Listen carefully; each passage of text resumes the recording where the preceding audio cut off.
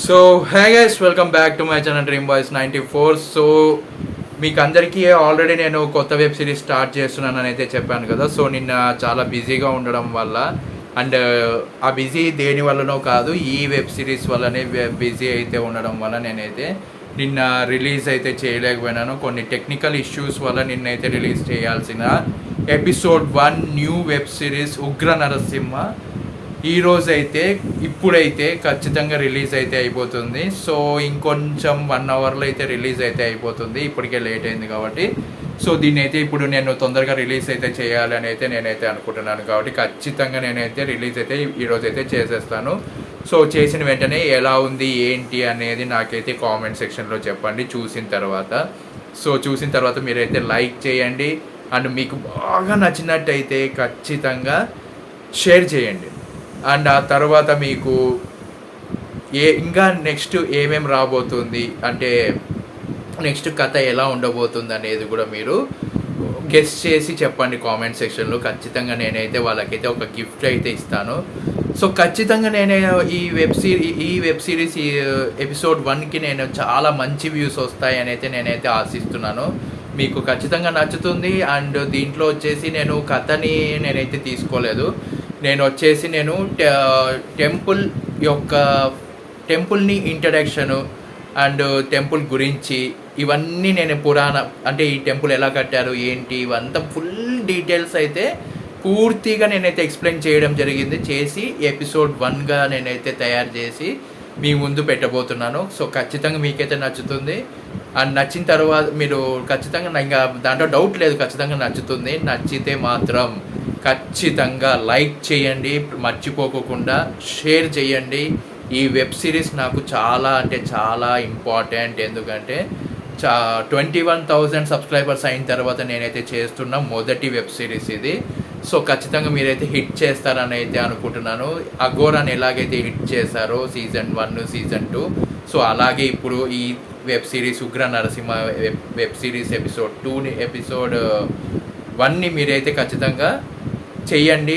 ఖచ్చితంగా నాకైతే దీనికి మంచి రెస్పాన్స్ ఎపిసోడ్ 1 మంచి రెస్పాన్స్ వచ్చింది అంటే ఖచ్చితంగా నేనైతే ఎపిసోడ్ 2ని ఇంకా బాగా శ్రద్ధగా అయితే తీస్తాను.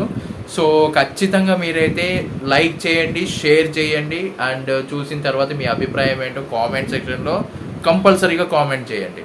అండ్ మర్చిపోకుండా డ్రీమ్ బాయ్స్ 94 ఛానల్ సబ్స్క్రైబ్ చేసుకొని బెల్ ఐకాన్ క్లిక్ చేసి ఆల్లో పెట్టుకోండి. ఇంకా లేట్ చేయకుండా ఎపిసోడ్ని అయితే స్టార్ట్ చేద్దాం.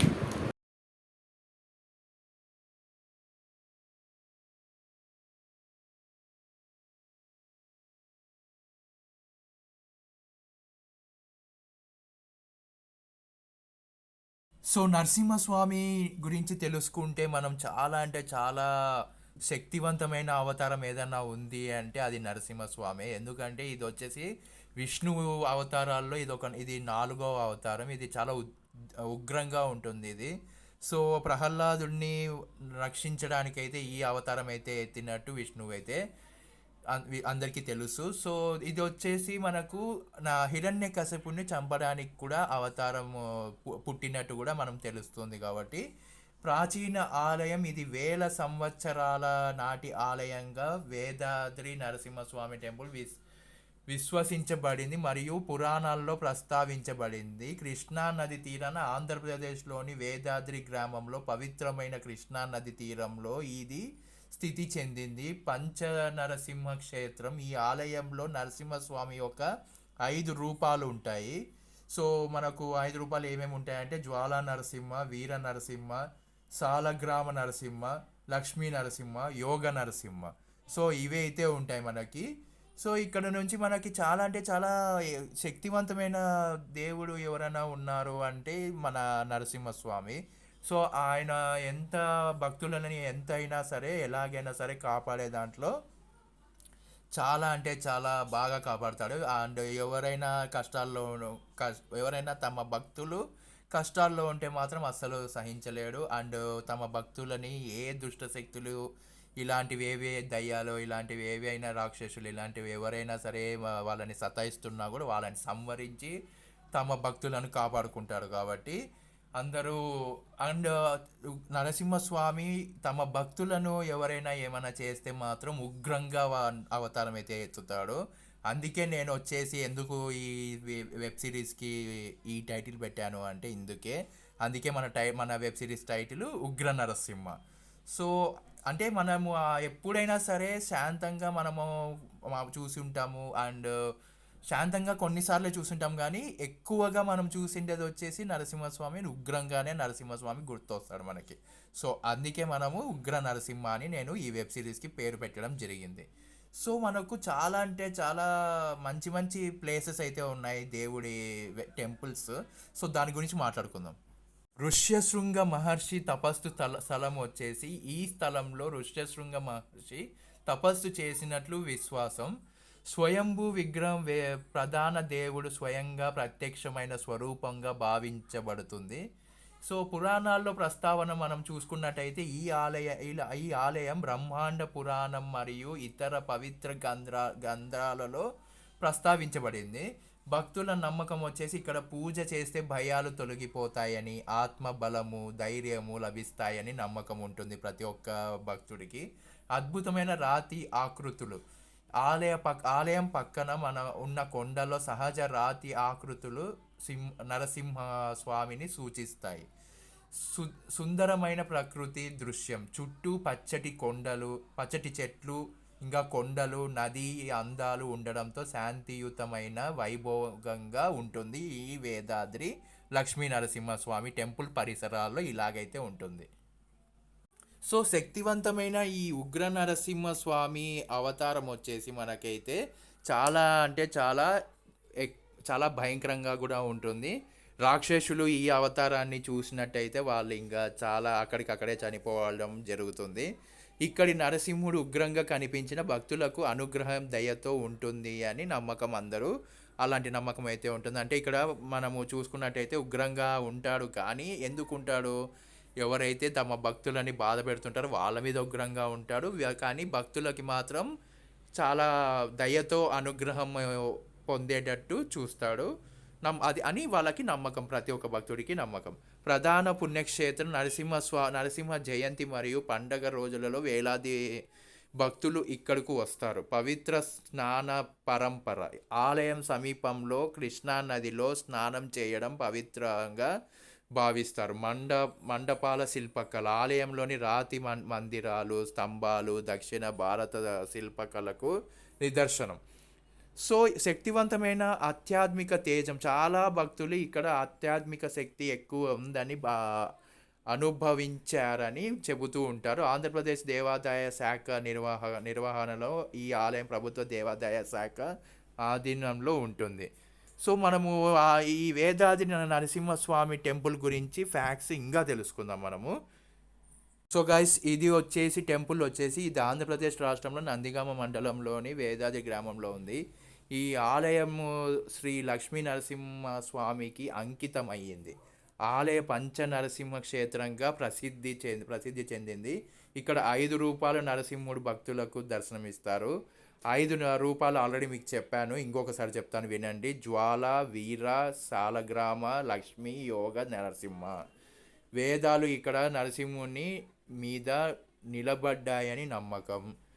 ఇక్కడ బ్రహ్మాండ పురాణాన్ని ప్రస్తావించబడింది. మనకు వచ్చేసి నరసింహస్వామి జయంతి సందర్భంగా వేలాది మంది భక్తులు ఇక్కడికి వస్తారు కదా.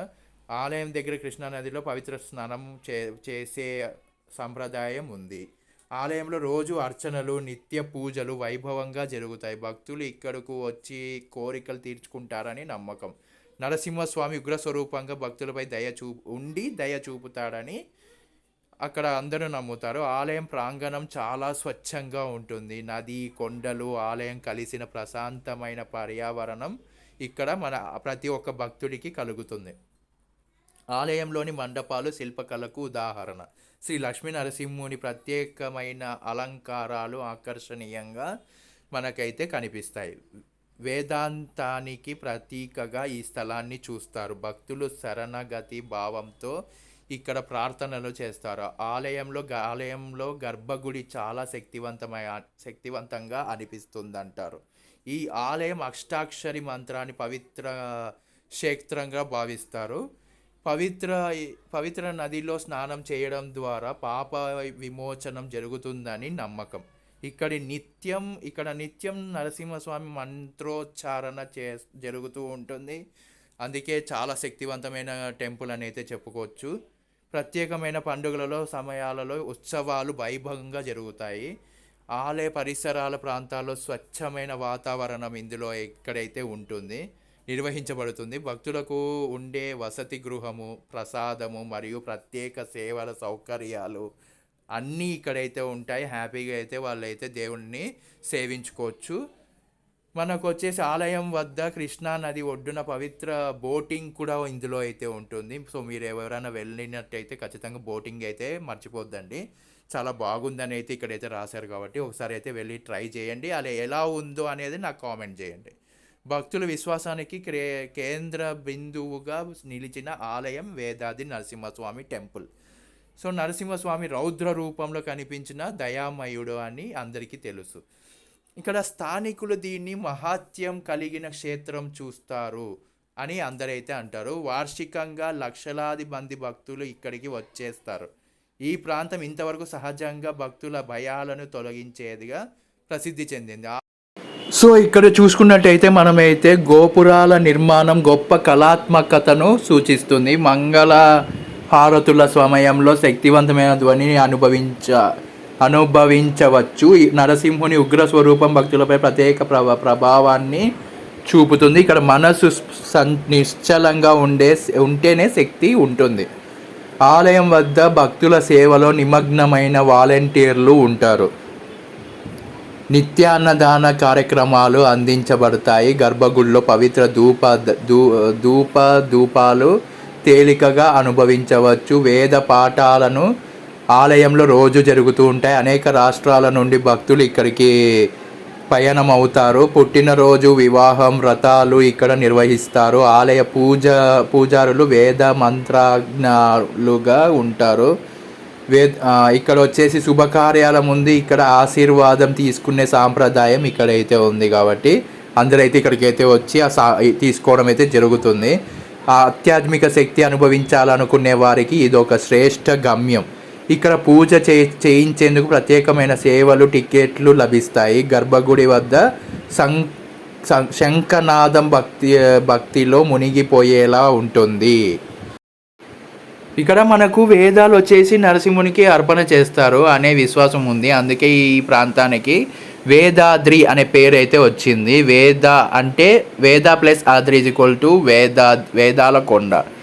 నేపాల్ నుంచి వచ్చిన సాలగ్రామ శీలకృష్ణ నదిలో తేలుతూ వేదాద్రికి చేరిందని పురాణాల గాథ.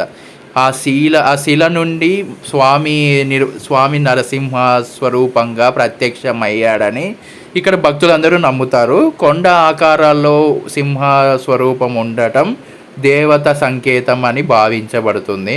ఈ ఆలయం దక్షిణ భారత ద్రావిడ శైలిలో నిర్మించబడింది. గోపురంపై వివిధ దేవతల గంధర్వుల శిల్పాలు ఉన్నత శిల్పకళను చూపిస్తాయి.